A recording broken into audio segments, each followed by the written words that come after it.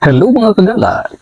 Kung isang araw ay pinuntahan natin ang isang napakagandang resort na nasa tuktok ng bundok ng Siquijor, ang tinatawag na Infinity Heights Resort. Ngayon ay dadako naman tayo sa resort na talaga namang nakakamanghang ganda. Ngunit exciting ito para sa iba, ang tinatawag na Pitogo Cliff.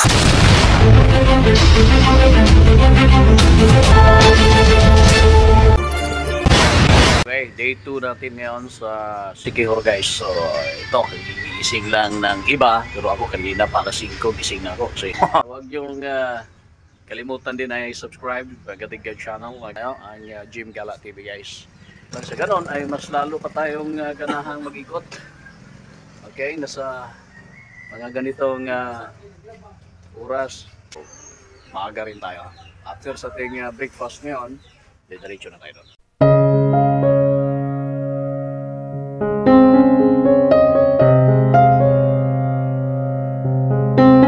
So binabaybay na natin ang daan patungong Pitogo Cliff guys, at medyo mamasa-masa no yung daan gawa ng umuulan po dito, ambon, at saka ayan may kunting init.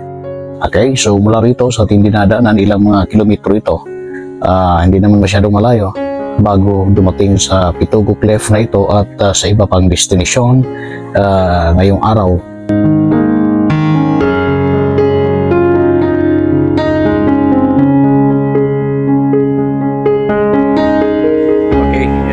Morning, no? Dito muna tayo guys sa may Pitogo Cliff, no?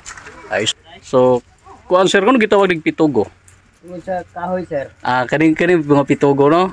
So, tagko kayo first time na akong kita yun. Pila ka tuig na sir? Centennial na sir. Centennial na.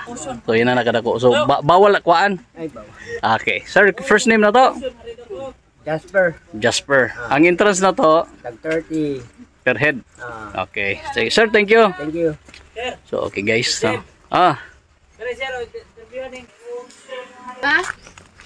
ayun. Tinatawag na Pitogo dahil sa dami ba naman ang Pitogo dito.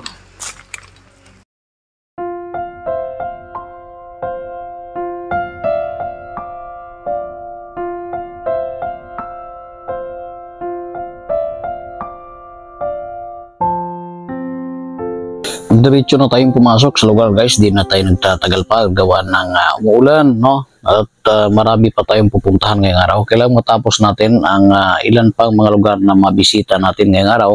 Gawa ng kinabukasan ng madaling araw ay babalik na po tayo at tayo ay tatawid na naman ng Dumaguete City. So bumungad sa ating paningin, no? Ang naglalakihang mga Pitogo. First time natin nakakakita ng mga ganito kalaking Pitogo guys, na kung saan ay century, no? Ang inaabot nito mga ito. Mga ilang taon bago naging ganito at hanggang ngayon ay iniingatan, protected po ito sa management ng Pitogo Cliff na ito. Bukod sa mga naglalakihang Pitogo ay tumambad din sa ating paningin itong nasa harapin natin ang napakalawak na karagatan.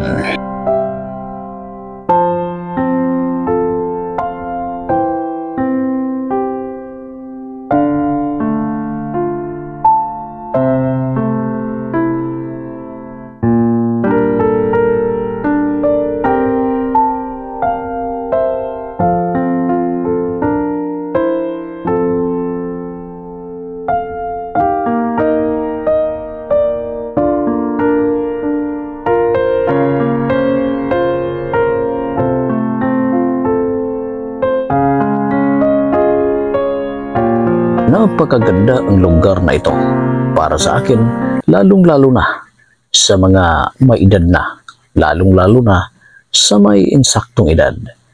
Para sa akin ay hindi recommended ang mga bata dito, ngunit kung dadalhin man ang ating mga kabataan, lalong-lalo na sa mga maliliit, ay kailangan ng akmang gabay dahil napakalalim ang area na ito.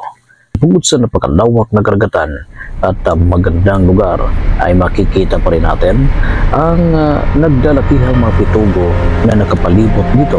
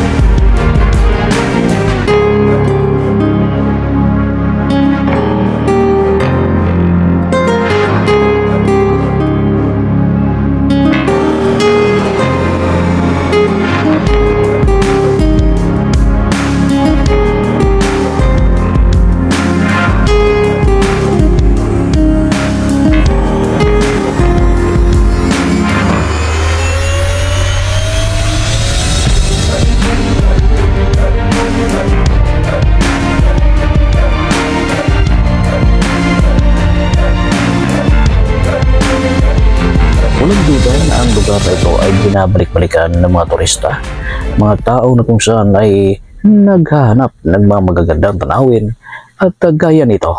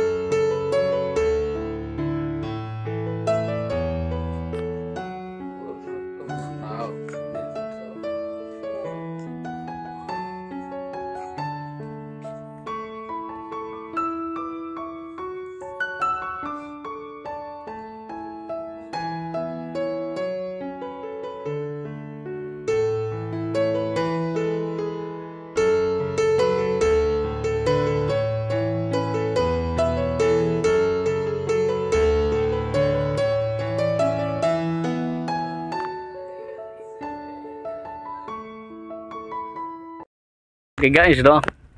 So ito na yung pinakaloob ng Pitugo na ito. Pitugo Cliff. Pitugo Cliff. Ayan, no? Ang daming mga nasa baba. So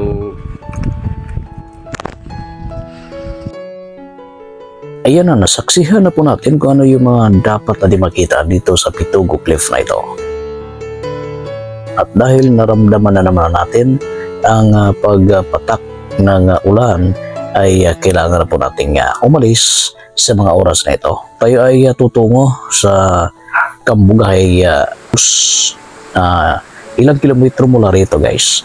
Hanggang sa muli po, ito po ang Jim Gala TV. Maraming salamat at magandang araw po sa ating lahat. Sa mga di pa nakapag-subscribe again, please subscribe sa ating channel. Huwag niyo kalimutan na i-click yung notification bell para naman po ito mag-update po tayo sa ating susunod na video.